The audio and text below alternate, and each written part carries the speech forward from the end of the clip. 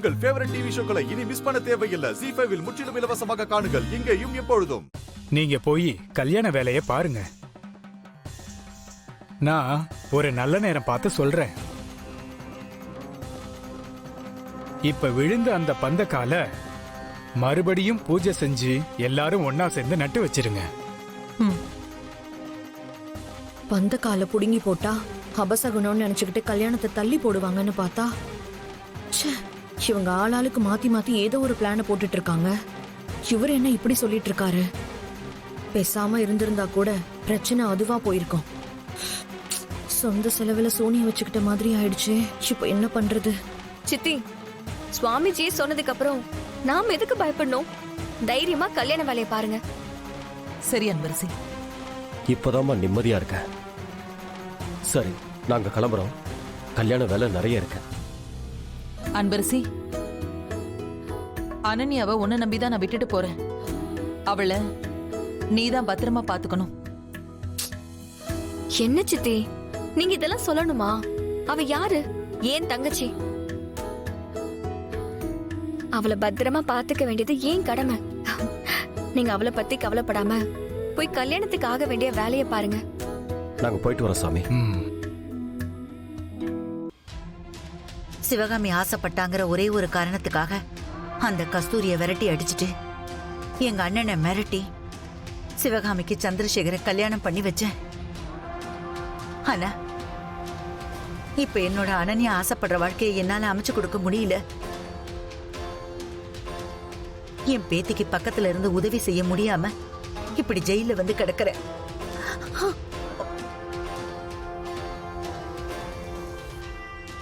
மங்கா, உன்னை பார்க்க விசிட்டர் ஒருத்தவங்க வந்திருக்காங்க. யாரு? நீயே வந்து பாரு. சிவகாமி, வாடி. இப்பதான் இந்த அம்மாவை பார்க்கணும்னு தோணுச்சா உனக்கு?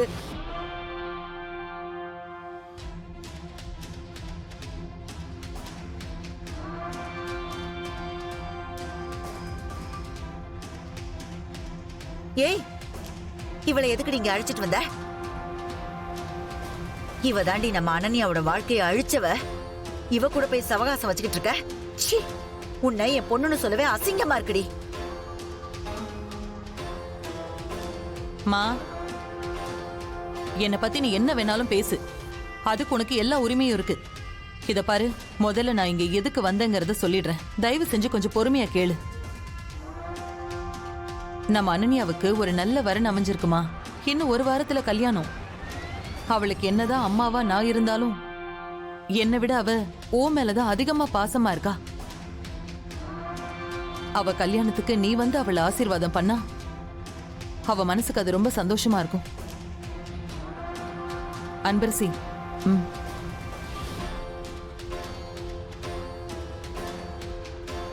இது நீ வெளியில வரதுக்கான பெயில் பேப்பர்ஸ்.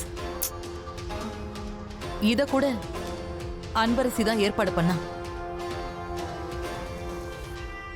இவளோட தயவுல தான் நான் வெளியில வரணும்னு எனக்கு எந்த அவசியமும் கிடையாது. அதே மாதிரி என்னோட பேத்தி அனன்யாவோட கல்யாணத்துக்கு இவ கூப்பிட்டு நான் வரணும்னு எந்த அவசியமும் கிடையாது.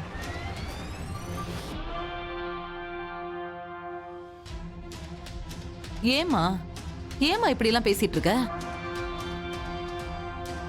அவளுக்கு நாம செஞ்ச எல்லாத்தையும் மறந்துட்டு நம்ம அனன்யா நல்லா இருக்கணுங்கிறதுக்காக தான் அவ இவ்வளத்தையும் செஞ்சிட்டு இருக்கா. அத புரிஞ்சுக்காம பேசிட்டு இருக்கியேமா நீ. ஐயோ சிவகாமி, நீ தான் என்னோட தியாகத்தை புரிஞ்சுக்காம சேரக்கூடாத இடத்துல போய் சேர்ந்திருக்க. இவ யாரடி உனக்கு? உன்னோட பொண்ணோட வாழ்க்கைய பறிச்சவாவ. அத கூட மறந்துட்டல்லடி நீ. பாட்டி, யாரு யாரோட வாழ்க்கைய பறிச்சுட்டாங்கன்னு எல்லாருக்குமே தெரியும். எனக்கு இப்ப கூட உங்க மேல செம்ம கோபம் இருக்கு.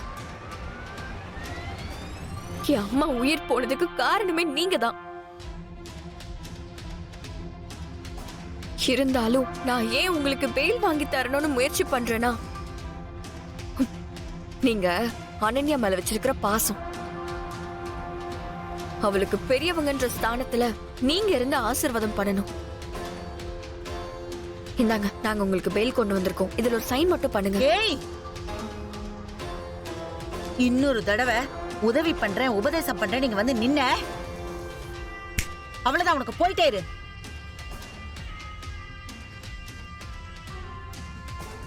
இவங்க கிட்ட எல்லாம் பேசி பிரயோஜனமே இல்ல. அன்பரசி, நீ வா. மா, இத கொடுத்துட்டு போறோம். தயவு செஞ்சு சைன் பண்ணி அனுப்பு. நீ வா.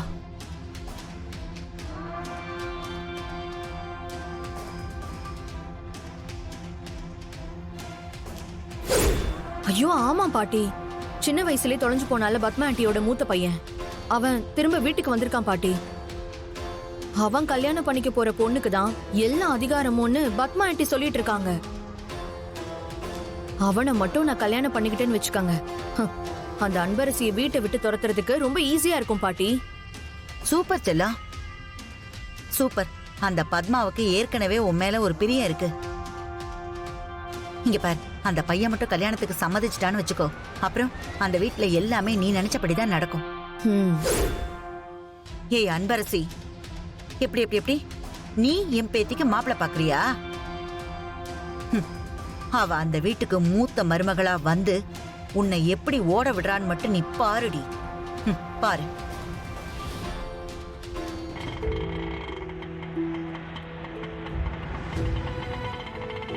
இதுக்காக தான் அன்பரசி நான் சொன்னேன், இந்த பெயில் ஏற்பாடெல்லாம் வேணான்னு சொல்லி.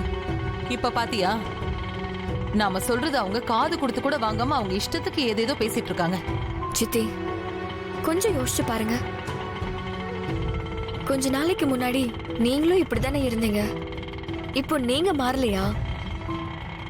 எல்லாரும் தான் செஞ்ச தப்ப உணர்றதுக்கு ஒரு நேரம் வரும். உங்களுக்கு வந்துருச்சு.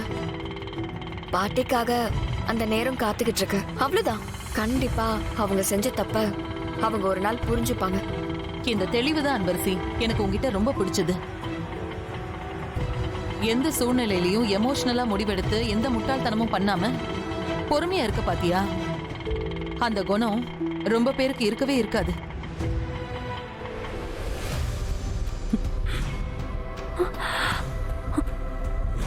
அண்ணி, நீங்க இங்க?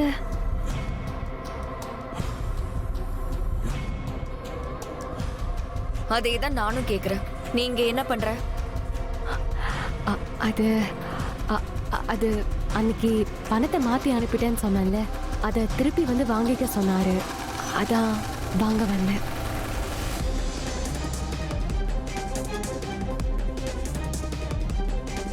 அந்த அக்கௌண்ட்ல போட சொல்லிருக்கலாமே, ஏன் நேர்ல வந்து வாங்கணும்? இவங்க கம்பெனில ஏதோ சட்டம் வச்சிருக்காங்களா? அது கையில கேஷா தான் இருக்குன்னு சொன்னாரு. அதான் வாங்கிட்டு போலான்னு வந்தேன். ஏங்க, அது நீங்க வீட்டுக்கு வந்து கொடுக்க கூடாதா?